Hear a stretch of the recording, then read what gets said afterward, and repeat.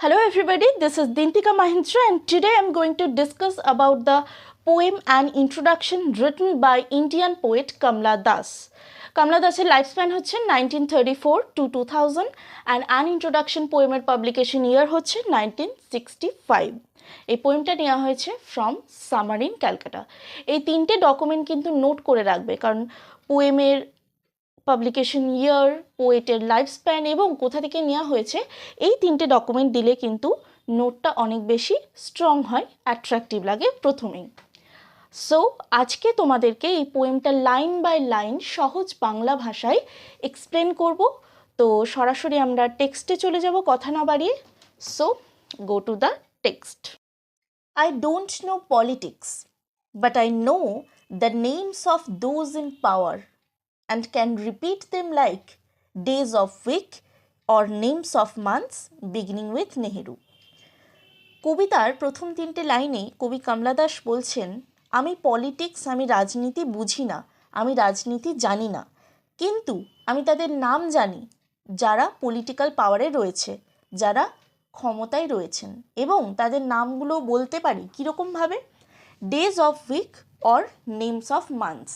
দিনের নামগুলো যেরকম ফ্লুয়েন্টলি বলা যায়, মাসের নামগুলো যেরকম ফ্লুয়েন্টলি বলে দেওয়া যায়, ঠিক সেই রকমই কবি কমলা দাস পলিটিক্যাল পাওয়ারের ক্ষমতায় যারা আসীন রয়েছেন তাদের নামগুলো কিন্তু সেইভাবেই ফ্লুয়েন্টলি বলে দিতে পারবেন। এবং এইখানে কিন্তু একটা আইরনি রয়েছে।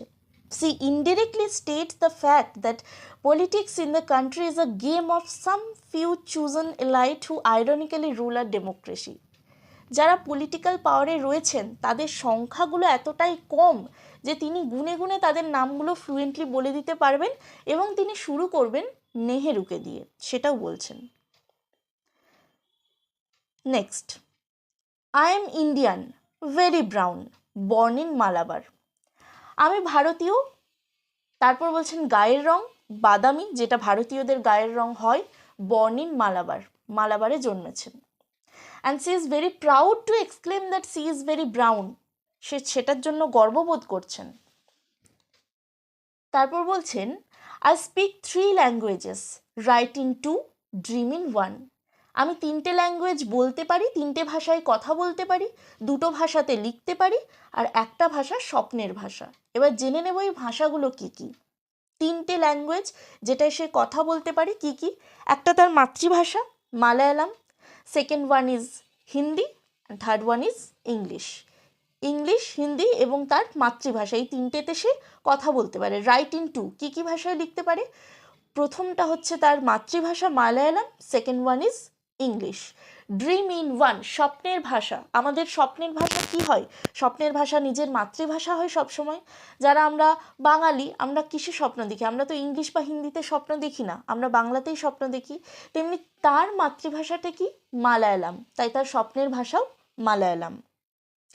Don't write in English, they said. English is not your mother tongue. Why not leave me alone? Critics, friends, visiting cousins, every one of you. তারা বলছে, এই তারাটা কারা? ক্রিটিক্সরা, বন্ধু বান্ধবরা, কাজিনসরা, তারা বলছে তুমি ইংলিশে লেখো না। কেন লিখতে বারণ করছে? কারণ ইংলিশ তোমার মাতৃভাষা নয়, তাই তুমি ইংলিশে লিখো না। তারা বলছে, ক্রিটিক্সরা বলছে, সমালোচকেরা, বন্ধুরা সবাই বলছে, তোমরা কেন আমাকে সেই ভাষায় কথা বলতে দিতে চাচ্ছ না যেই ভাষা কিনা আমি পছন্দ করি। এটা কবি বলছেন তার পরের লাইনে। Why not let me speak in any language I like. তোমরা কেন আমাকে সেই ভাষায় কথা বলতে দিতে চাইছো না যেই ভাষাতে আমি স্বাচ্ছন্দ্য বোধ করি, আমি ভালোবাসি। দ্য ল্যাঙ্গুয়েজ আই স্পিক, যে ভাষায় আমি কথা বলি, বিকামস মাইন, সেটা সম্পূর্ণই আমার। Its distortions, its queernesses, all mine, mine alone. Distortions মানে ভুলভ্রান্তি, কোয়ারনেসেস মানে বিকৃতি। যদি এই ভাষায় কোনো ভুলভ্রান্তি থেকে থাকে, যদি কোনো বিকৃতি থেকে থাকে, সেটাও কিন্তু সম্পূর্ণই আমার, একান্তই আমার। It is half English, half Indian, funny perhaps, but it is honest. হতে পারে এটা অর্ধেকটা ভারতীয়ত্ব মিশে আছে, আমার ইংলিশ বলাই হতে পারে যে কিছু ভুলভ্রান্তি রয়েছে, থাকতেই পারে, এটাতে তার জন্য হাস্যকরও হতেই পারে, কিন্তু এটা অনেস্ট। অনেস্ট মানে এখানে বোঝাতে চাইছে নিজস্ব, it's not artificial. It is as human as I M human, এটা ততটাই মানবিক যতটা কিনা আমি একজন মানুষ। ডোন্ট ইউ সি, তোমরা কি দেখতে পাচ্ছ না? It voices my joys, my longings, my hopes, and it is useful me as cawing is to crows or roaring to the lion. কবি তাদেরকে বলছেন, কাদেরকে? ওই ভিজিটিং কাজনস, ক্রিটিক্স, ফ্রেন্ডস, তাদেরকে বলছেন কি তোমরা দেখতে পাচ্ছ না যে এই ভাষাটা আমার আনন্দ, আমার আকাঙ্ক্ষা, আমার লঙ্গিংস, আমার হোপস, আমার আশা, এবং কাকের কাছে তার যে কর্কশ শব্দটা, কাকা শব্দটা যতটা গুরুত্বপূর্ণ, একটা সিংহের কাছে তার গর্জন যেরকম গুরুত্বপূর্ণ, কবির কাছেও কিন্তু এই ইংলিশ ভাষাটা ঠিক ততটাই গুরুত্বপূর্ণ। It is human speech, the speech of the mind that is here and not there. Here মানে কবির কাছে বোঝাতে চেয়েছেন, এবং দেয়ার মানে ওই যারা তাদের কথা বলছেন, যে এই ভাষাটা এটা সম্পূর্ণ আমার মনের ভাষা, যেটা আমার কাছে আছে, যেটা কিন্তু তোমাদের কাছে নেই। A mind that sees and hears and is aware, একটা মন যেটা দেখতে পায়, শুনতে পায় এবং যথেষ্ট অবগত। এখানে এই যে mind that sees and hears, এখানে মাইন্ড বলতে কবি তার সেন্সিটিভ মাইন্ডের কথা বলছেন। Not the deaf blind speech or trees in storm or of monsoon clouds or of rain or the incoherent mutterings of the blazing funeral pyre. আমার যে English ভাষা, এটা তো বলছে এই ইংলিশ ভাষাটা তো কোনো বোবা বা অন্ধ ভাষা নয়, ঝড়ের সময়ের তো ভাষা নয়, যখন বর্ষার সময়ে যে গর্জন, মেঘের গর্জন, সেরকম তো এই ভাষা নয়। এই ভাষা পরিষ্কার, এটা তো বোঝা যায়। ইনকোহারেন্ট মানে অসংলগ্ন, মাটারিংস মানে বিড়বিড় করা, ব্লেজিং মানে জ্বলন্ত, আর ফুনেরাল পায়ার মানে হচ্ছে চিতা। চিতার সময় যে জ্বলন্ত অসংলগ্ন যেই শব্দ জ্বলে ওঠে, সেই ধরনের তো এই ভাষাটা নয়। আমার ভাষা মানে কবির ভাষা, কবির ইংলিশ বলা, সেটা তো বলছে এই ধরনের তো নয়, ভাষাটা তো বোঝা যায়। এরপর থেকে কবির চাইল্ডের, ছোটোবেলার কিছু কথা বলছেন আই ওয়াজ চাইল্ড, আমি যখন ছোট ছিলাম, অ্যান্ড ল্যাটার, এবং তারপর দে টোল্ড মি আই গ্রিউ, তারা বলছিল আমি বড় হয়ে গেছি। আই গ্রিউ বলতে কিন্তু এখানে ফিজিক্যাল ম্যাচিউরিটির কথা বলা হচ্ছে, কবি বয়সের তুলনায় বেশি ম্যাচিওর হয়ে গিয়েছিলেন। For I became tall, my limbs swelled and one or two places sprouted hair, কারণ আমি গ্রো করেছিলাম, আমি লম্বায় অনেকটা বেড়েছিলাম, আমার লিমস সোয়েল্ড মানে বলছে শরীরের বিভিন্ন যে অঙ্গ প্রত্যঙ্গ সেগুলো মোটা হয়ে গিয়েছিল বা ফুলে গিয়েছিল, এবং শরীরের দু একটা জায়গায় হেয়ার মানে ছোট ছোট লোম সেই সমস্ত হয়েছিল, সেই জন্য কিন্তু এখানে আই গ্রিউ, তারা বলেছিল আই গ্রিউ, এই কথাটা ব্যবহার করা হয়েছে। Then when I asked for love, যখন ভালোবাসা চেয়েছিলাম, not knowing what else to ask, যখন আমি জানতাম না যে এটা ছাড়া আর কি বলা উচিত। For he drew a youth of 16 into the bedroom and closed the door, he did not bit me but my sad woman body felt so beaten, the weight of my breasts and womb crushed me, I sank pitifully. এই পরপর কয়েকটা লাইনে কমলা দাস এখানে তার নারী শরীরের যে কষ্টটা তিনি পেয়েছিলেন সেটাই বলছিলেন। তার এখানে যে বয়স 16 বছর বয়সেই কিন্তু তার বিয়ে হয়ে গেছিলো। এটা কিন্তু তৎকালীন পুরুষতান্ত্রিক সমাজ, পেট্রিয়ার্কাল সোসাইটির বর্ণনা হচ্ছে। তখন যেটা ছিল, যেরকম ছিল, বাল্যবিবাহ হয়ে যেত, কবিরও কিন্তু সেরকমই হয়েছিল। তার 16 বছর বয়সে তার এখানে হি বলতে তার হাজব্যান্ডের কথা বলা হচ্ছে, তাকে বেডরুমে নিয়ে গিয়েছিল এবং দরজা বন্ধ করে দিয়েছিল। বলছে সে আমাকে কিন্তু মানে মারেনি বা আঘাত করেনি, he didn't beat me but my sad women body felt so beaten, কিন্তু আমার যে নারী শরীর সেটা কিন্তু প্রচুর কষ্ট পেয়েছিল। The weight of my breasts and womb crushed me, আমার ব্রেস্টের ওজন এটা এবং গর্ভ সেটা কিন্তু পুরোটাই ভাবে ক্রাস্ট মি, মানে ক্রাস্ট মানে বিধ্বস্ত হওয়া, পুরোটাই আমি বিধ্বস্ত হয়েছিলাম।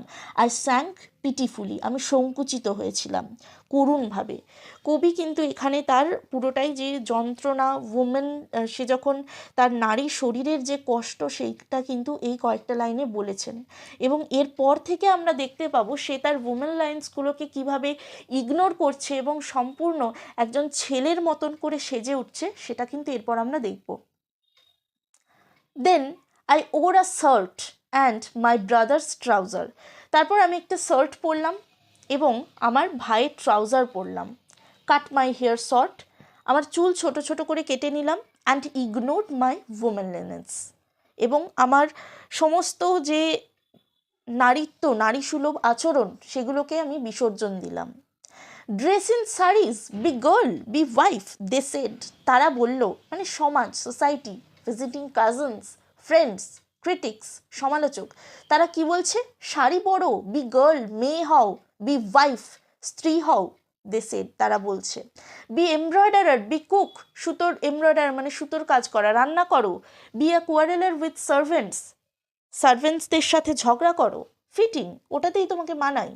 ওহ, বিলং, ক্রাইড দ্য ক্যাটাগরাইজার্স, মানে যারা এই শ্রেণীকরণগুলো করে দিচ্ছে কি একজন মেয়ে হয়ে তার কি কি কাজ করা উচিত, সেটাকেই বলা হচ্ছে কি, তারা চিৎকার করছে, তারা বলছে।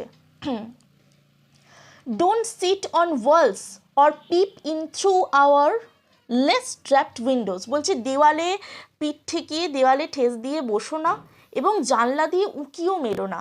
B Amy or be Kamala or better still be Madhavikutty. Madhavikutty is the original name of Kamala Das. বলছে তুমি যেটা ছিলে, কমলা হও, অ্যামি হও, মাধবীকুট্টি হও, তার মানে সে তো এখন তার ওমেন লাইন স্কুলে সমস্ত বর্জন দিয়ে সে একজন পুরুষের মতন আচরণ করছে, সেরকম ধরনের ড্রেস পরেছে, তো বলছে তুমি এগুলো বর্জন করো, যেটা ছিলে সেটাই তুমি হয়ে যাও। It is time to choose a name, এটাই সময় একটা নাম চুজ করার, একটা রোল চুজ করার। Don't play pretending games, games খেলো না, প্রিটেন্ড, ভান করো না। Don't play at schizophrenia or be a nympho, বলছে এটা একটা physical disease.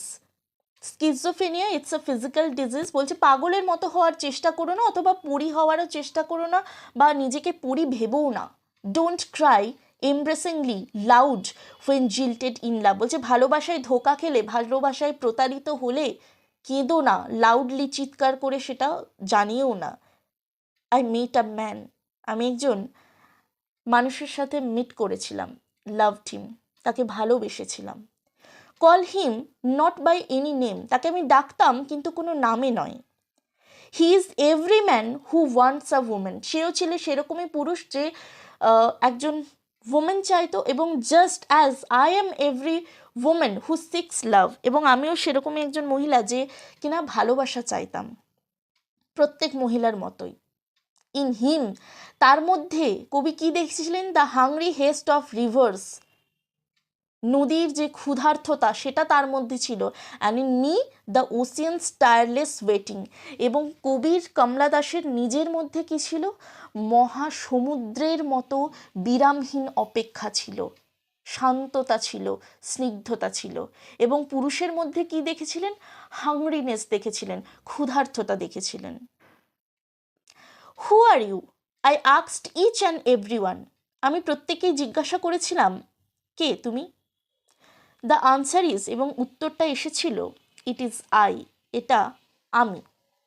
Anywhere and everywhere, প্রত্যেকটা জায়গায়, I C the one who কলস হিমসেলফ আই, যারা কিনা নিজেদেরকে আমি বলে পরিচয় দেয়।